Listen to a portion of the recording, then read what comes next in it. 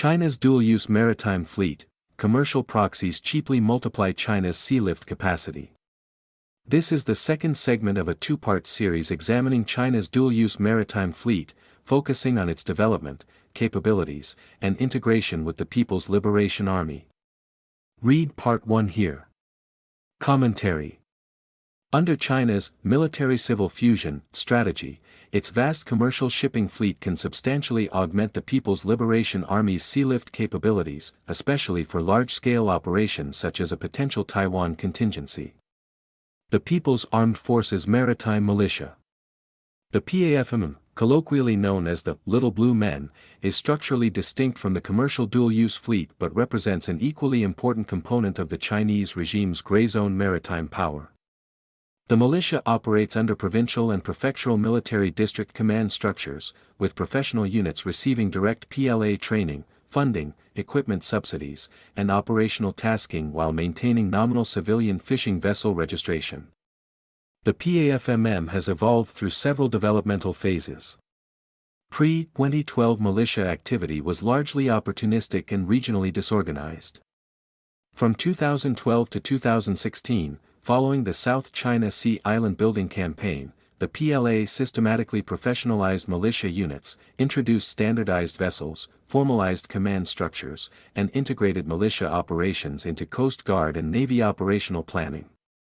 Since 2016, the PAFMM has operated with greater sophistication, coordination, and geographic reach. Professional PAFMM vessels. Kaiyuan series and Hainan Linggao registered trawlers, the most capable PAFMM units operate purpose-built or heavily modified steel-hulled trawlers in the 45 to 55 meter range, typically registered to the Hainan province port of Linggao under the Kaiyuan series registration. These vessels are distinguishable from ordinary commercial fishing boats by several features: steel hull construction with reinforced bow sections optimized for collision scenarios, unusually powerful engines relative to their nominal fishing capacity, extended fuel and provision storage for prolonged at-sea endurance, satellite communications equipment and shortwave radio suites for real-time reporting to PLA command nodes, and personnel accommodations for militia crew supplements beyond normal fishing crew requirements. Their operational role encompasses persistent presence operations, maintaining a continuous physical presence at disputed features to establish de facto Chinese control, swarming maneuvers to overwhelm smaller foreign coast guard or naval vessels through sheer numbers, harassment and blocking operations to prevent foreign resupply missions, and intelligence, surveillance, and reconnaissance functions, including optical surveillance, electronic emissions monitoring, and AIS/radar track reporting. Zhanjiang and Guangdong militia trawlers. The Yumei-registered fleet operating from Guangdong province represents a larger, more industrially scaled PAFMM component. Vessels like the Yumei 60222 and 60333, and the broader Yuedianyu and Yumaobinyu series from companies including Disheng Fisheries and Xixiang Fisheries, range from 48 to more than 65 meters and displace 500 to 1,000 plus tons. Their larger size enables extended South China Sea operations, the carriage of water cannons for non-lethal harassment, and the capacity for logistics and resupply roles that sustain smaller vessels on protracted operations. The corporate owners are state-linked fisheries companies that receive government subsidies explicitly conditioned on PAFMM participation, creating a fully integrated civil-military enterprise structure. Specialist ISR and information boats. A specialized subset of PAFMM vessels functions primarily as maritime intelligence platforms rather than harassment or presence assets. These information boats are crewed in part by trained information personnel, militia members with specialized signals intelligence, optical surveillance, or communications training, who collect and relay maritime domain awareness data directly to PLA intelligence channels. Their value in a pre-conflict or conflict scenario is substantial.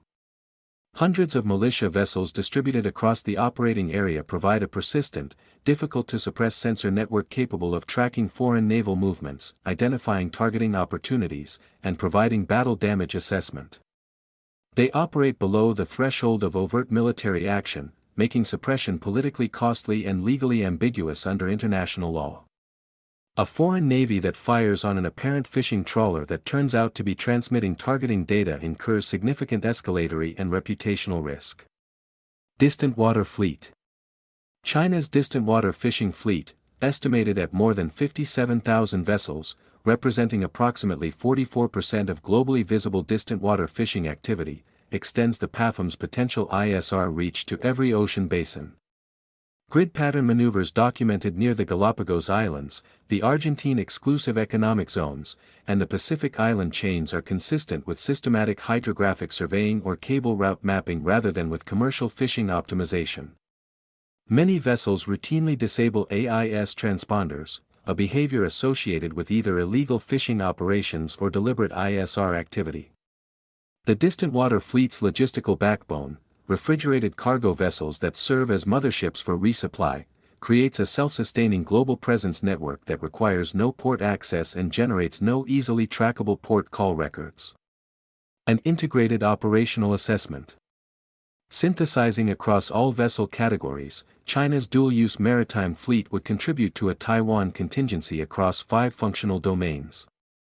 Strategic surprise and prepositioning. Commercial vessels conducting routine port calls or transiting standard shipping lanes provide a prepositioned logistics and strike infrastructure that cannot be mobilized against without triggering premature escalation. Arsenal ships like the Zhongda 79 could be within missile range of Taiwan, Japan, or U.S. bases in Guam under entirely commercially plausible cover. Mass amphibious lift. The Bohai and Costco roll-on/roll-off fleets dramatically multiply the PLA's first wave and follow-on amphibious capacity. While organic plan amphibious ships would lead the assault, commercial RRO ferries would sustain the operational tempo required to build combat power ashore faster than Taiwan's defenders could attrit it. The critical metric is not initial assault capacity, but the rate of force buildup, and commercial Sealift dramatically accelerates that rate. ISR and targeting. The PAFM information boat network, combined with the commercial fleet's embedded intelligence personnel, provides a near real-time maritime domain picture that supplements satellite and airborne ISR. In the pre-conflict gray zone and during the opening phase of operations, this network could provide targeting data for the first missile salvos with precision difficult to achieve through overhead assets alone. Area denial and disruption. Militia swarms and China Coast Guard assets operating in coordination create an access denial problem for Allied reinforcement efforts that is distinct from, and complementary to, conventional A2/AD systems like DF-21D anti-ship ballistic missiles. Physical harassment, disruption to sea lines of communication, and the risk of miscalculation-induced escalation complicate Allied force flow even absent direct kinetic engagement. Logistics sustainment. Container ships, bulk carriers, and multipurpose vessels provide the backbone of sustainment for a protracted campaign.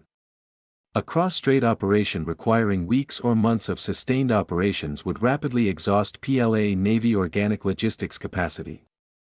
Commercial auxiliaries bridge the gap between initial assault consumption and established supply lines. The dual-use fleet has significant limitations and vulnerabilities, especially in high-intensity contested environments. Thin-skinned commercial hulls are extremely vulnerable to anti-ship missiles, torpedoes, and even large-caliber naval gunfire, with no damage control infrastructure comparable to warships. Crews, even militia-trained ones, lack the combat damage control, firefighting, and emergency seamanship training of military sailors. Arsenal ships like the Zhongda 79, once identified and targeted, lack the speed, maneuverability, and defensive systems to survive in a contested battle space. The militia swarm model is effective in gray zone operations, but becomes a target-rich environment once kinetic rules of engagement are authorized. Civilian vessel crews may not comply with mobilization orders under fire, creating command and control fragility absent from purpose-built military forces. Concluding thoughts. China's dual-use maritime fleet is one of the most consequential yet underappreciated elements of the PLA's warfighting potential. It is not a supplementary capability, it is a deliberate strategic architecture designed to overcome the most fundamental quantitative constraint on Chinese power projection: insufficient dedicated military sealift. Through MCF-mandated construction standards, institutional integration via state enterprises, continuous operational exercises, and the professionalized PFM, Beijing has created a mobilizable maritime force that would multiply effective PLA operational capacity by factors that purely naval-centric assessments routinely undercount. The Zhongda 79 arsenal ship concept, if broadly implemented, adds a distributed strike dimension that challenges fundamental assumptions about what constitutes a combatant vessel under the laws of armed conflict, a deliberate ambiguity that Beijing will exploit to maximum operational and legal advantage. Read Part 1 here.